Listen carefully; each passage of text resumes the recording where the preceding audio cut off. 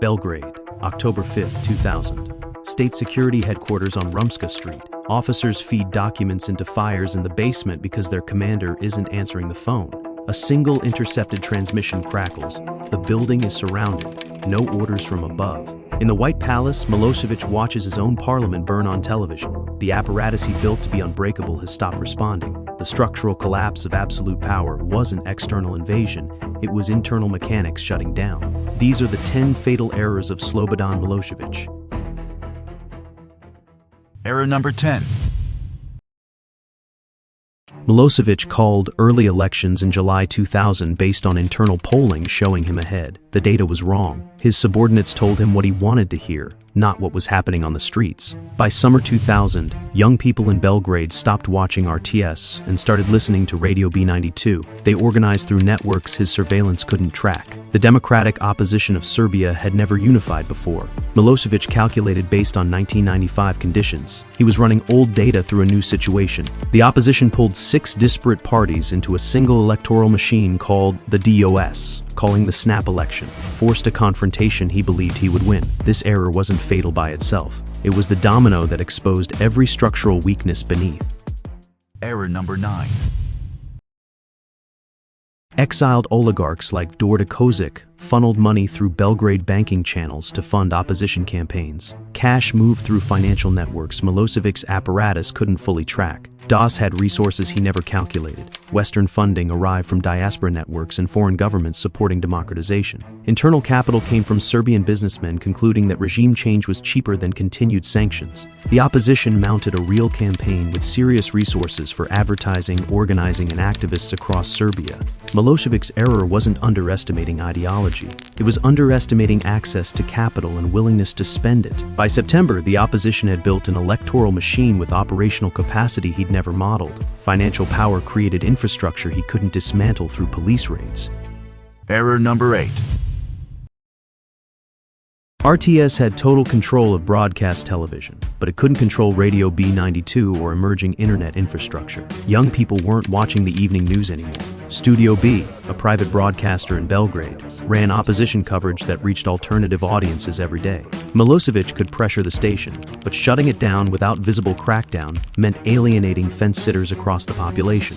The cost of overt censorship was higher than he could afford. By late September, outpour plastered Belgrade with a single image, a clenched fist. The symbol cost almost nothing to produce and spread everywhere. His security apparatus couldn't arrest an idea. Every reproduction was defiance without authorization. His monopoly on information fragmented into competing narratives existing simultaneously. The unified information space he'd constructed was breaking apart. Error number 7.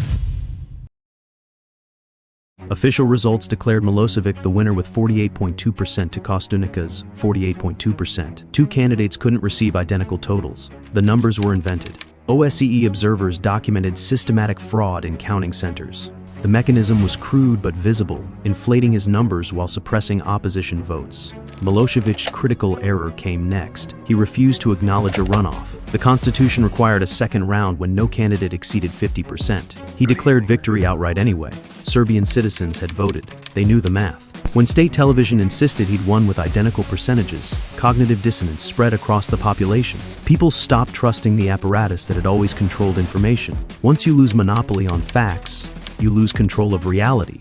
The numbers were the first breach in his informational fortress. Error number 6. The DB, the State Security Service, split into competing factions in late September. Some commanders remained nominally loyal, others began calculating the cost of staying with a collapsing regime. Legija, officially Milorad Ulemek, commanded the Red Berets, the JSO paramilitary unit. Around September 28th, he made a decision. He didn't defect openly. He simply stopped executing orders to suppress demonstrations. His men remained in barracks while crowds gathered in Republic Square. Mechanical non-compliance. The MUP, Belgrade police under Vlatko Stojiljković, faced identical pressure. Officers were ordered to fire on civilians. Many were neighbors. The chain of command fractured from practical enforcement costs, not ideology. By October 4th, the military under General Dragoljub Ojdanic had withdrawn from Belgrade. They held perimeter positions but received no clear directives from above. Error number 5. You can hold power with fear for a decade, but fear requires consistent, brutal enforcement. Once subordinates sense weakness, they stop executing orders. The machine stops turning. Fear works only when the enforcer's threat is credible.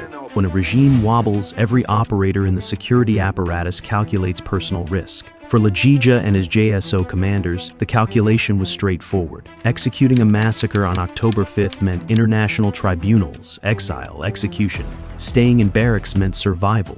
The apparatus had no independent loyalty. It was a machine that functioned only when he could credibly threaten operators with worse consequences for disobedience than inaction. Once that credibility evaporated, so did obedience. They weren't ideologically opposed. They were calculating survival. Force without legitimacy is just a phone that can stop ringing.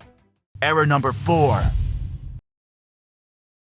October 5th began with 500,000 people converging on Parliament Square. A bulldozer, an actual construction vehicle, was driven toward the building by workers, not military, just men with equipment and a decision. Milošević had capacity for massacre. The JSO had ammunition. Police units had riot gear. But issuing an order and having it executed were two separate mechanical processes. Legija received the command to disperse the crowd. He didn't refuse. He delayed. His men remained in barracks while crowds flooded Belgrade streets. By the time any unit mobilized, the crowd had breached Parliament. The building burned. Milošević watched on television, unable to reach his security apparatus. The chain of command evaporated into silence. His hesitation created a vacuum. The crowd filled it. The moment he failed to enforce an order was the moment his regime ceased functioning. Error number 3. Once Legija stood down, other commanders followed without coordination. Not planned rebellion, mechanical dominoes. General Ojdanik withdrew military units from Belgrade entirely. Police commanders throughout the city stopped responding to central directives. The DB fractured into competing factions, some negotiating directly with opposition leaders. By October 6th, even Milosevic's own security detail had shifted to managing his exit, not executing orders. The apparatus didn't rebel ideologically, it simply stopped functioning. No dramatic declarations, just mechanical non-compliance spreading through every level. Each commander's decision made the next easier. Fear of the regime was replaced by fear of abandonment when it fell. Loyalty had become the wrong calculation. Self-preservation was the only rational choice remaining. Error number 2.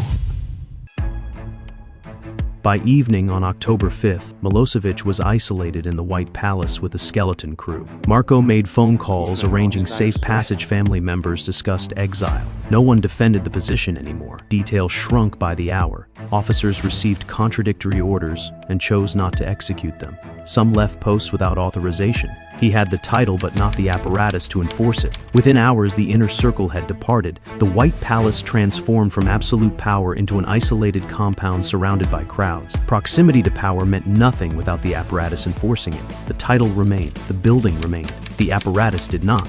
Error number 1. Milosevic's final miscalculation was believing a system built on fear and surveillance could survive loss of legitimacy. Every institution existed to extend his personal will. Military, police, security services, all extensions of himself. Personal power has a fatal flaw. It depends entirely on subordinates' willingness to execute orders. Remove legitimacy, you're left with only fear. Fear is exhausting to enforce continuously. When subordinates realize a regime is collapsing, fear becomes the wrong survival choice. Within 48 hours of October 5th, arrested. Within 2 years, war crimes charges at The Hague. The system never held because it wasn't real. It was a machine requiring constant enforcement. Milošević fell not from external invasion, but because absolute power requires continuous enforcement through subordinates willing to execute orders. When legitimacy evaporates, the apparatus stops functioning. This pattern repeats across every autocratic system. The collapse is mechanical, never moral. The fall of absolute power isn't dramatic, it's administrative. A phone that stops ringing.